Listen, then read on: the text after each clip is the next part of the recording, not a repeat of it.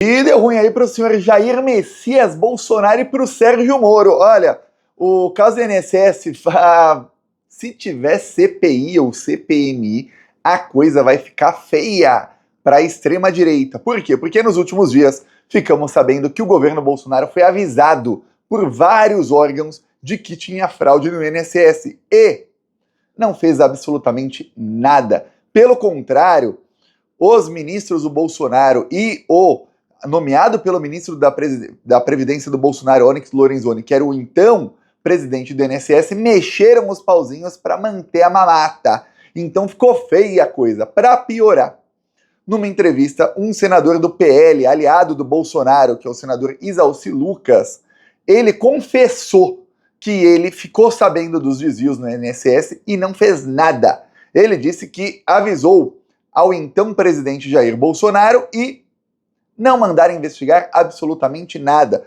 O pior é que ele estava num debate na CNN, ao vivo, com o deputado Alencar do PT. E aí ele quis falar, olha, eu já sabia disso desde antes, tanto é que eu avisei e vocês do PT não fizeram nada. Aí o deputado falou, peraí. Então você sabia disso aí desde 2019, você avisou o Bolsonaro, ele não fez nada, e você também não avisou a Polícia Federal nem nada? Aí fica feia a coisa. Para piorar, vaza aí na imprensa e é confirmada a veracidade de cartas que foram enviadas ao então ministro Sérgio Moro por órgãos aí, dizendo que, tá tendo um rombo no INSS. E o então ministro da Justiça, Sérgio Moro, fez sabe o quê? Nada. Sérgio Moro não estava nem aí. A coisa tá ruim, viu? Se tiver CPI, já falo, pode convocar o senador Isalci Lucas, do PL, pode convocar o ministro Onyx Lorenzoni, pode convocar o empresário, o bandido, que roubou mais de 400 milhões dos aposentados brasileiros, que repassou dinheiro para o Onyx Lorenzoni, pode convocar o careca do INSS que doou para a campanha do Bolsonaro, pode convocar outro bandido que roubou mais de 300 milhões dos aposentados e repassou dinheiro para o outro ministro da Previdência do Bolsonaro, convoca também o outro ministro da Previdência do Bolsonaro, que era o Ahmed, convoca também os presidentes do INSS durante o governo Bolsonaro e inclusive o secretário do INSS que mexeu os pauzinhos ali para garantir que as associações, né, eu ia falar empresas, mas na verdade eram associações de fachada, né, que os bandidos continuassem roubando o INSS. Aí vamos ver se vai ficar bom para a extrema-direita essa CPI ou não. Tava na hora do governo pegar a CPI, levar a sério e ir para cima. A última vez, quando teve a CPI do golpe, aconteceu alguma coisa lá interna no PT que não colocaram na CPI do golpe nem o Lindbergh Farias, nem os principais nomes do PT na comunicação. E pior, ainda barraram, não é do PT, o Janones. Ou seja, quem tem mais alcance na esquerda e quem tem melhor retórica para gerar cortes nas redes sociais e conseguir mostrar a verdade, foi barrado. Aí agora tá para ter uma CPMI e também já se fala que vão colocar aqueles lá que fazem uma fala chata, uma fala assim bem devagar, que ninguém quer ver. E aí você fala, peraí, se tiver CPI, a obrigação do governo Lula é colocar lá o Janones, que é forte de redes sociais, mesmo não sendo do PT, e para mim o fato dele não ser do PT é um problema às vezes, porque se o Janones tem uma projeção muito alta, quando ele tem muito voto, ele elege uns 2 ou 3 de direita com ele, lá do Avante. Porém, antes o Janones, que não é do PT, e a comunicação aí na CPI ficar do nosso lado, do que colocar lá alguém que é um zero à esquerda. E obrigação colocar também o líder do PT, que é o Lindbergh Farias, que também está aí, é um dos poucos aí na esquerda que está bombando nas redes sociais. Obrigação. Para começar a bater de frente. Inclusive o Janones fez um vídeo que já teve aí mais de 20 milhões de visualizações no Instagram. Aí você fala, nossa, comparado com o Nicolas é pouco, mas olha, se você pensar que o algoritmo está manipulado a favor do Nicolas, 20 milhões que o Janones conseguiu é muita coisa. Então imagine numa CPI como a gente consegue virar narrativa a nosso favor. Pois bem, enquanto isso, estavam lá na CNN o deputado Alencar, que eu já sei aqui, com o senador Isalci Lucas. Olha o que falou o Isalci Lucas. Com vocês aqui, senador. Aqui embaixo está o vídeo completo da CNN, mas aqui só o corte de quem está falando. Vamos lá. Eu recebi no meu gabinete os peritos do INSS, onde havia indícios de roubo de mais de 70 milhões com relação a aposentados, seguro defeso, consignados. E nós levamos isso na transição para o presidente Bolsonaro, que imediatamente fez todo o estudo e editou a medida provisória 871, que eu fui o presidente. Levou a Polícia Federal? Essas foram as a Polícia medidas Federal, tomadas. senador? Você levou a Polícia Federal? O governo Bolsonaro não abriu investigação. Senador, o senhor acaba de assumir, que o governo Bolsonaro sabia dos roubos e não fez nada. Você mesmo disse agora que recebeu denúncia, levou ao Bolsonaro, não foi tomada uma providência por parte da polícia. Não foi tomada nenhuma investigação sequer interna por parte do INSS. Não foi feita nenhuma investigação por parte da Controladoria Geral da União. O senhor acabou de assumir. O senhor prevaricou e o presidente Bolsonaro prevaricou. Cometeram crimes. Isso demonstra a participação de vocês, o conhecimento de vocês. E demonstra que vocês não querem investigar, que se quiser ser investigado lá atrás. Mas não, vocês querem agora atrapalhar a investigação porque tem medo dela. Vocês não fizeram nada e o senhor acaba de assumir aqui ao vivo. É uma vergonha. Se for aberta a CPI, eu quero que o senhor vá lá, seja convocado e lá dê esse depoimento. Diga o dia que recebeu a denúncia. Qual providência efetiva foi feita para A carinha de bunda do senador, a carinha de bunda. O Ministério Público Federal ou a Controladoria Geral da União e aquilo que o presidente Bolsonaro fez. O senhor acaba de assumir aqui ao vivo. O senhor não fez nada para apurar nem o governo Bolsonaro. Pois bem, aí ficou ruim, né? Aí a narrativa vai para o espaço. Ele, olha, eu sabia, eu fiz, aí o Bolsonaro fez a medida provisória. O problema dele é que a medida provisória foi exatamente o que afrouxou ainda mais as regras. E aí parte da imprensa, aí quando você vê isso, já sabe, a imprensa bandida diz que, não, mas o Bolsonaro ele tava apertando as regras e não afrouxando. E o que aconteceu foi que depois da medida provisória, todas essas associações e todos os bandidos passaram a roubar muito mais os aposentados. Aí começou o Libera Geral. Antes da medida provisória do Bolsonaro, uma das associações, o Jornal Nacional mostrou na semana passada, tinha ali roubado ou não sabemos se aquilo já era roubado ou não, mas tudo indica que pelo menos a grande maioria era, tinha pego 400 mil reais dos aposentados. Ou seja, se você pensar que está tirando ali 100, 200 reais por pessoa, estava lesando ali umas 2, 3, 4, 5 mil pessoas no máximo.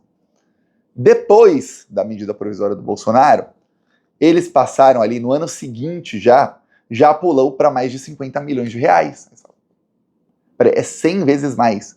Começaram a roubar centenas de milhares. E aí depois foi crescendo exponencialmente até chegar à quantia total de 400 milhões de reais. É muita grana que estavam tirando dos aposentados. É muita grana que estavam roubando das pessoas. E aí vem o cara e fala, não, eu avisei o governo, a gente fez a medida provisória. Pô, vai lá na CPI. O que acontece é o seguinte, o governo está denunciando que os bolsonaristas querem criar uma CPI porque eles vão querer ficar pedindo, e vão fazer isso inúmeras vezes até que consigam, para a polícia e para a justiça compartilhar com eles as provas da investigação. É aquilo, compartilhar com o bandido as provas que a polícia tem dele. Porque todos os membros da CPI vão ter acesso a tais provas. E aí o que acontece? Vai vazar. Por isso, os governistas já estão falando, olha, isso é armadilha. Não é para investigar mais, é para atrapalhar a real investigação, porque eles vão querer ter acesso a provas e eles vão pedir quebras de sigilo fiscal, quebra de sigilo bancário, e isso a CPI tem poder de fazer. Mesmo se a polícia e a justiça falam, não vamos compartilhar as provas que temos. Tá bom, a CPI fala, vamos quebrar sigilos aí. E aí, de posse desses sigilos, a CPI, os membros da CPI bolsonaristas, têm como tentar recriar uma investigação parecida com a da polícia para ver a que pé tá chegando.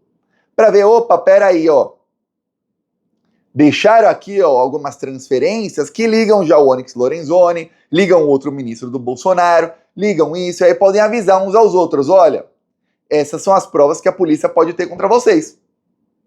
Porque no atual momento, eles não sabem. Eles estão 100% no escuro. Uma CPI pode pedir quebra de sigilo telemático, quebra de sigilo telefônico, e ver ali e falar, olha, essas são as provas que tem ali, que a investigação deve estar indo por esse lado. Vamos nos resguardar de tal maneira. Ou seja, obstrução de justiça pura, puríssima. O problema é o seguinte, isso não vai parar, pode até atrapalhar um pouco, mas não vai parar a investigação da Polícia Federal. O fato é que os governistas, o governo Lula em si, não o Lula ou alguém do governo, mas fontes da imprensa dizem que o governo Lula, e nesse caso aí, apesar de serem fontes anônimas, são de várias fontes, e eu quase nunca acredito. Mas nesse caso faz sentido. Dizem que parte do governo aí está irritada, porque a investigação da Polícia Federal não foi para cima dos bolsonaristas.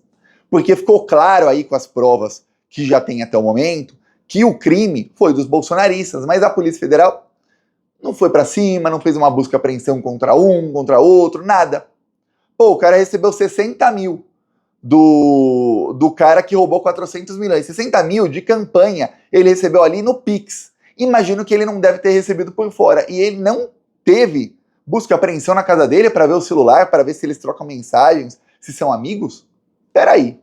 Não teve ali uma coisa maior contra o Onyx Lorenzoni, contra o outro, e viram ali um certo direcionamento a nomes que, pelas provas que foram divulgadas até o momento, não tem ali quase nenhuma ligação e que são ligados aí a associações, mas não ao bolsonarismo.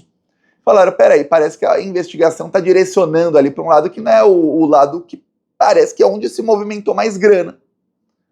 Isso aí também tem uma outra coisa, vai chegar no Hugo Mota, se investigar direitinho, né? É o se investigar direitinho, chega no presidente da Câmara. Por quê? Porque o chefe de gabinete dele, que eu mostrei foto aqui outro dia, era diretor de uma das associações que mais roubou mais de 420 milhões. E essa associação foi cadastrada, foi banida e foi recadastrada. Essas três coisas aconteceram durante o governo Bolsonaro, justo quando o chefe de gabinete do Hugo Mota era diretor dessa associação. E o Jornal Nacional fez matéria, que eu mostrei aqui um trecho da matéria na semana passada, mostrando que, olha, mexeram os pauzinhos no INSS para que essa associação fosse recadastrada. Que já tinha denúncias de que eles estavam roubando, ameaçaram de morte quem denunciou, a Polícia Federal foi acionada na época e não fez absolutamente nada, outros órgãos não fizeram absolutamente nada, e aí o INSS fez o quê? O INSS do Bolsonaro mexeu ali, trocou qual era a diretoria do órgão que verificava se podia cadastrar uma associação ou não, e trocando de diretoria, ali a cartas marcadas, o diretor daquela outra área aprovou uma empresa que tinha inúmeras denúncias. Aí você vê, pô, peraí. Então tá difícil ficar colando esse esquema no Lula. O fato é que temos aí uma imprensa extremamente canalha. Nós vimos aí que a fake news do Nicolas, com mais de 100 milhões de visualizações, saiu da Daniela Lima, que é aí ídola de muita gente da esquerda, e saiu dela. Inclusive ele citou ela no vídeo dele. A gente viu aí que essa semana, olha, eu fiquei pasmo, ontem a Globo passou mais de meia hora falando mal da Janja de novo, sobre o TikTok. Mais de meia hora, assim, olha, não aconteceu nada no Brasil, num dia de semana, num dia aí, num dia útil, hein? Não é feriado, não é sábado, domingo, dia de semana. Nada que eles têm que falar da Janja, requentar fake news, da Andréia Sadi, que é outra que é ídola de muita gente da esquerda, sobre a Janja, pra quê? Vamos ver se a gente bate no Lula. Ficaram mais de meia hora, aí chegaram à conclusão, olha só os jornalistas de renome da Globo. E eu falo deles porque tem uma coisa que muita gente ainda não sabe, que é a Globo News tem um alcance muito grande. Não é porque tem muitos assinantes, não. Eles têm um alcance muito grande no Twitter, no Instagram e no YouTube. Muito grande. Inclusive, chego aí a cravar, a maior parte do alcance que eles têm é nas redes sociais, muito mais do que o número de assinantes que os assistem. E boa parte da esquerda é incrível, você vai lá no Twitter ou até no Instagram, se a pessoa de esquerda fizer um vídeo ou um texto ali no Twitter, um texto, ou que seja um vídeo, e falar uma notícia, dá 100 compartilhamentos. Se colocar a carinha da Daniela Lima falando a mesma notícia no Globo News ou da Andréia Sadi, dá 1.500 compartilhamentos. Porque muita gente de esquerda só compartilha quando é da Globo News. Gente de esquerda, gente que é petista, gente que tem lá a foto do Lula na foto de perfil. Aí você fala, pô, que coisa. A própria esquerda dá moral mais para essas jornalistas do que pra gente da própria esquerda. Aí você vê que, por isso que eu cito aqui sempre. E aí, eles ficam ali nas fake news, pô, vamos ali bater no governo Lula e citaram o Nicolas. Olha os jornalistas de renome, tava ali Andréa Sadi, tava ali o Merval Pereira, pô, gente dessa lá, tava um outro economista que é um cara que só fala abobrinha, como esse cara fala abobrinha, que logo depois estava defendendo, esqueci o nome agora, tava defendendo que, olha, isentar do imposto de renda quem ganha menos, na verdade é aumentar imposto, e aí ele fez um malabarismo para dizer que você cobrar 0 de imposto de quem ganha até 5 mil, vai fazer essas pessoas pagarem mais imposto, eles falaram.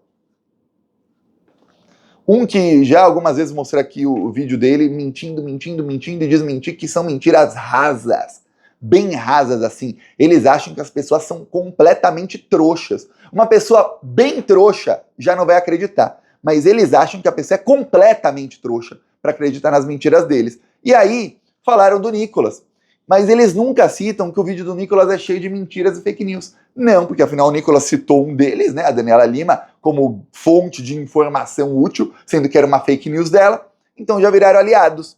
E aí você vê até Lauro Jardim, outros aí da Globo citam o Nicolas, no Metrópolis também, virou central Nicolas de comunicação. Olha o Nicolas, que tá um alcance enorme, e ninguém fala, com base em fake news. Não fala.